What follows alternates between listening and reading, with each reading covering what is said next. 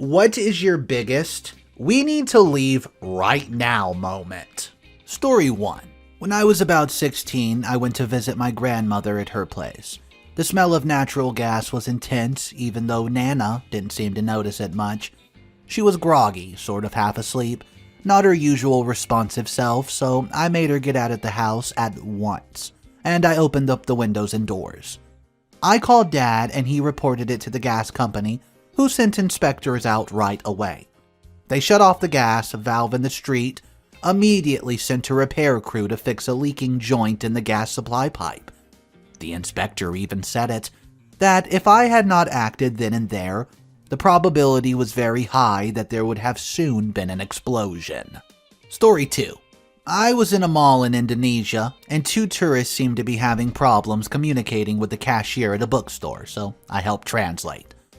They wanted to buy me drinks to thank me, told them it's not necessary and I have to get back to my mom soon. They told me to meet them for dinner, told them I have dinner at home. They told me to sneak out and meet them after for dinner, and at this point a bookstore staff noticed something was wrong, and went up to question them. My sister and I dashed off while they were distracted, continued wandering around the mall and realized they were following us. To see if we were just paranoid, we ducked into a lingerie store since we figured 2 men won't usually need to go lingerie shopping together, but they followed us in. I ran so quickly back to the jewelry store, where our mom was at, and the store had intimidating security guards, and I guess that stopped those guys. I was 11 and my sister was 10. Story 3. Woodstock 1999. Felt the energy of the grossly overpacked crowd, the building rage, and the look of my friends, and said we need to go. They stayed, I left, and shortly after fires and riots started, and my friends lost everything they had with them. Tents, clothes, food, everything. When you have 300,000 people shoulder to shoulder in 104-degree humidity and charge $4 for a bottle of water, and have half as many bathrooms as needed, you're going to have a bad time. Story 4. Met this cute girl at a party, spent the whole night dancing and flirting, offered to drive her home and she agreed. We were making out in her car in the front of her house when another car pulls up with their headlights beaming at us. I ask if that's a neighbor and if we're blocking their driveway, and she replies, "No, that's my husband." Husband's car door opens and I noped the duck out of there. Dropped her straight back at the party and never saw her again. Her excuse was that they were separated and he shouldn't have any problem with it. I sure wasn't sticking around to find out. Story 5. So, I was waiting at the train station to pick up a friend of mine. I was early, so I decided to stand in the sun right outside the station. A guy with a bicycle walked up asking in broken English if I knew how late the train would arrive. After I answered his question, he stayed around and started talking. Now, I know that's not weird at all, but things he asked and the way he acted and looked just gave me a creepy vibe. Eventually, he asked if I would walk with him while he dropped off his bicycle. I didn't want to because the place to store bicycles at the station is very secluded. And to be honest, I don't want to be alone with this guy, so I noped out and walked into the station. He started yelling at me, calling me names, but at that moment the train came in and it got very busy, so he left. A few months later, I read this article in the local newspaper about a girl being sexually abused at the station. They had put a drawing of a guy next to the article as he was not yet caught. It was the same guy. To this day, I'm very happy I didn't go with him. Story 6. Grocery shopping with my grandmother. She's tired, it's normal for her, but she's getting a bit slower and dragging her leg more than usual. At the checkout counter, I saw her face was a little droopy, and I said we're leaving now and going to the ER.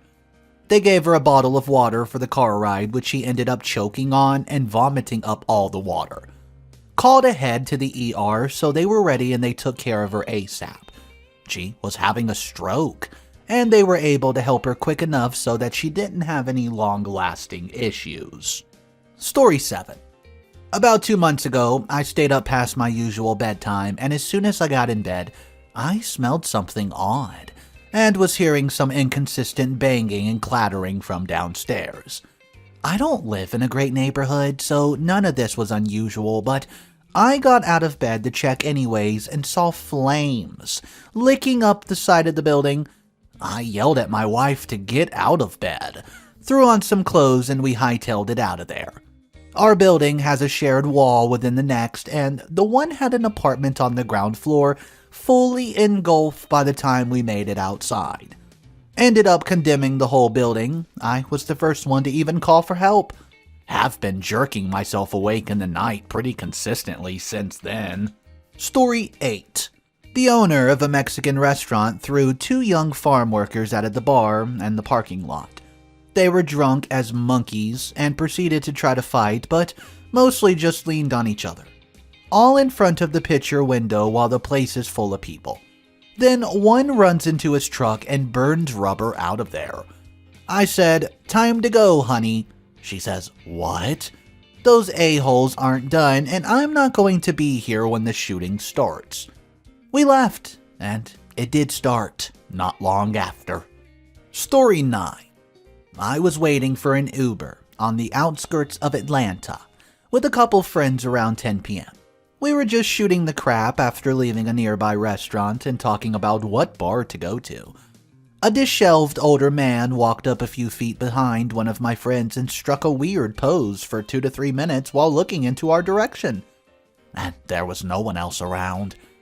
Then he walked off without saying a word. He came back a few minutes later and sat down on the sidewalk about 5 feet from us.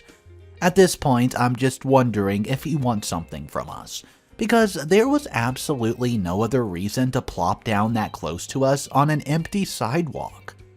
Then a small sedan pulls into a nearby parking lot, parking behind some bushes in the spot closest to us, and consequently furthest from any of the shops in the lot. I only noticed because I happened to be facing that direction, but then saw 6 guys pile out of the sedan, and immediately crossed the street directly towards us, and I realized that they were not at any shops or restaurants still open nearby. It suddenly occurred to me that the strange dude might have been sizing us up when he was watching us earlier, and he came back to mark us.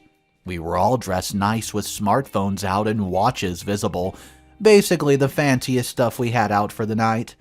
Right as I start to speak up that we should head back towards other people, our Uber pulled up to the curb. As we drove away, I watched those 6 guys talking in a circle where we had just been standing, and then they crossed the street again, got back into their car. I'll never have a definitive answer, but I'm pretty sure we were 10 seconds away from some unfortunate shenanigans. Story 10. I used to bartend in my local bigger city, yet still small. Widely known for being a city, you can leave stuff out in the park like chairs and blankets, and no one will touch it. Well, many years ago, the city was known for servers and bartenders getting jumped on their way home from the shift due to us carrying some cash, and not having ample parking in the city. No one's paying $30 a day to park where you work. So, you frequently have to walk over a mile to your car. I ended up getting followed to my car one night. It's around midnight. The streets are usually completely empty, aside from the occasional drinker standing outside having their smoke. I'm a female, 5'3", 110 pounds soaking wet, with a towel, so virtually defenseless. Every time I walked faster, so did he. Crossed the street when I did, etc. When I just happened to come across a couple walking and I sped walked until they were in earshot, I whisper yelled, "I think I'm being followed, help me." And without missing a beat, they changed their pace so I was immediately with them walking. And they both put arms around me and made sure not only I got to my car, but was in my car and waited for me to drive out of sight, to make sure I still wasn't being followed since he ended up going into the same parking lot I was parked. I'll never forget them as long as I live. Story 11. My friend invited me to a seminar. Everyone was dressed in white shirts and black pants with black shoes.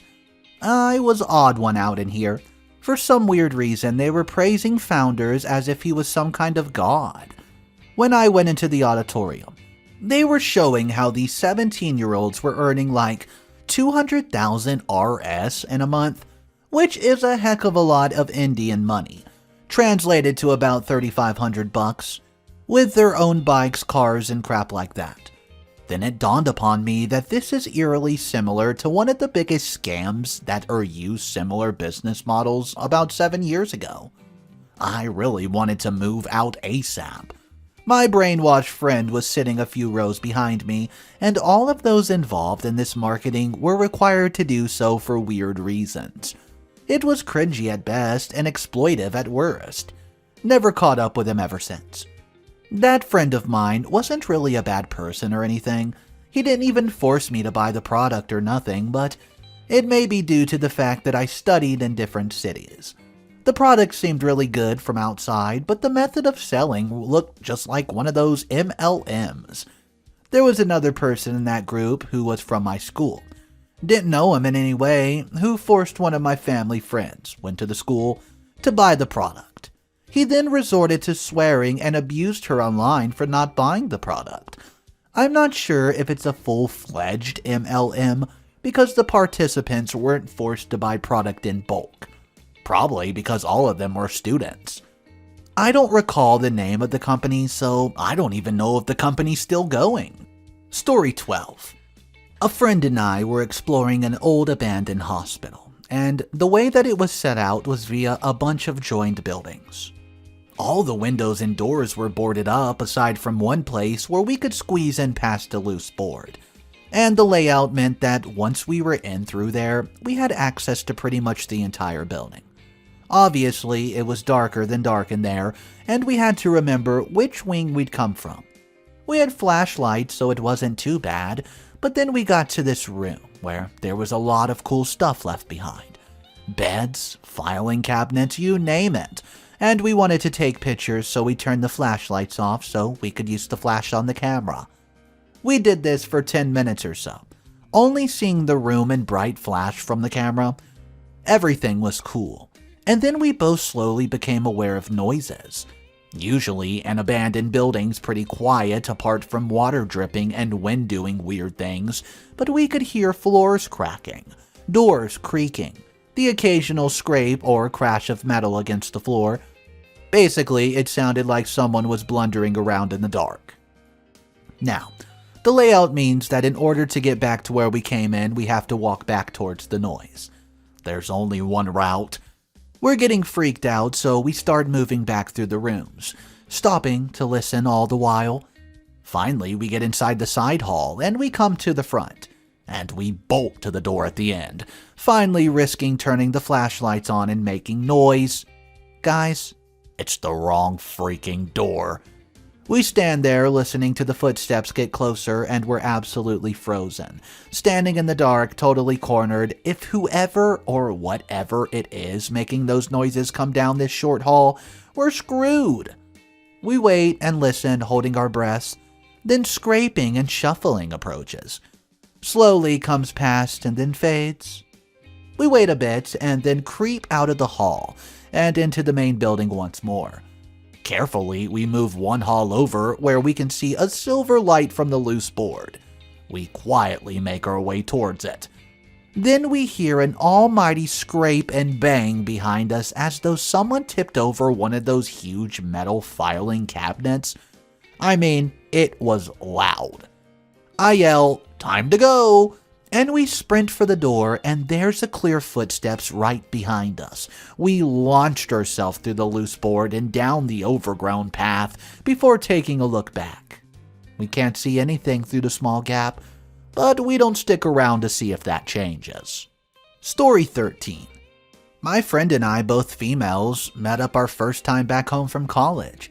It was a surprisingly nice day outside in the middle of winter, so we decided to get lunch and eat outside.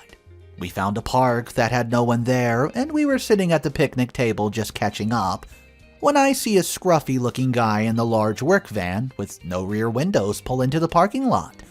I didn't pay a whole lot of attention to him at first, but I noticed he was moving around the outside of the van for a bit, and he kept looking our way. He finally walked down the sidewalk towards us and passed by our picnic table, walking around the backside of the restroom building to look down the hill on the other side, very obviously casing out the place. He walked back to his van, and me and my friends were discussing what we were going to do while I watched him open up the back of the van and start digging around. He made a call on his cell phone, and a few minutes later, another male pulled up in a different car. He got out, starts talking to the first guy, who not very discreetly pointed in our direction. They immediately start walking towards us, and my friend and I scoop up our lunch and fast walk out of the place while keeping an eye on them. One of the times in my life I could literally feel the hair on the back of my neck standing up. It could have been nothing, but even now I feel pretty certain that they had something planned, and I'm glad we left. Story 15. I was on a date with a girl hiking a trail system that I knew like the back of my hand. Something felt weird, but I shook it off. We went in around sunset, and we were going to swim in one of those deep pools in the creek. Maybe 2 miles into the trail, I get the feeling again. And she's talking her head off, but I was just listening to everything around me. I told her to stop talking, and she looked at me very concerned. I just put my finger to my lips and I listened. I heard something familiar, but I couldn't place it. We never stopped walking. We came to the area, just before the creek pool. I hear it again. By this time, I know. I told her we're going to walk to the clearing where the area was at and turn around. She told me she heard something weird. As we had come to the clearing, we stood there like statues, dead silent. Her nails cut my arm for gripping it so hard. Then, around 15 feet from us, the biggest mountain lion I've ever seen crossed the clearing with 2 of its young. She looked at us, and as our eyes met, my soul left my body. I felt her grip tighten around my arm even tighter. She stopped, and so did her babies. I'm guessing she sized us up and then just kept going. The babies kept turning around looking at us, but ultimately they just slowly crossed the top of the hill. That was that. We turned around and told everyone we saw on the way that there's 3 mountain lions on the trail, and they all turned around and left. That was the first time I've ever was scared out in nature. I didn't have a handgun on me. I've been there a handful of times, I mean hundreds to be honest. She told me the sound she heard was a deep purring, and that's what I kept hearing also. I just hadn't put it together. Story 15. I'm 19 female on a Greek island last May with my cousin 22 female as part of the trip. We like to go on aimless walks around the towns we stayed at just to see what's around. On our way back from one of these walks, we were on a long, narrow road that dropped off on each side to the beach. A small green car passes by us in the same direction we're walking and stops about 100 yards in front of us, just sitting there. We say maybe they're just taking in the view, so we continue to walk, and when we finally get to the car, the passenger on our side window is down and the man staring at us through the mirror. As soon as we pass, the car pulls forwards past us again. Immediately after the green car passed us again, a large truck driver passed, again in the same direction, and pulls alongside the green car. They both stop for a moment and are clearly talking to each other. The green car speeds off and the black truck drives forward a bit more, and then stops on the same side of the road again. Keep in mind, we're on a very narrow road. We can't turn around because town is the other way, behind us is just beaches and a couple houses. The black truck is stopped on our side of the road, and as we get closer, the driver door opens the front and the back door of the cab opens, but nothing else. Just stands there outside the truck, mostly looking back towards us. We decide that this is way too sketchy. Both cars were clearly keeping an eye on us and watching every command we do. When we get closer to the truck, we nope off the road and drop into the beach. We get as far away from the road and the beach will allow us to go, and absolutely start speed walking. The man from the truck crosses the road and watches us with binoculars from the side of the beach. We ran until we caught up with another couple and followed them back to town. I saw the same car drive past us a couple times, and we ran parallel to the road down the beach. We made it back to our hotel/apartment thing safely, and locked and tied up our doors to the balcony and hall. In a nutshell, potentially almost experience taken on a gap year trip in Greece.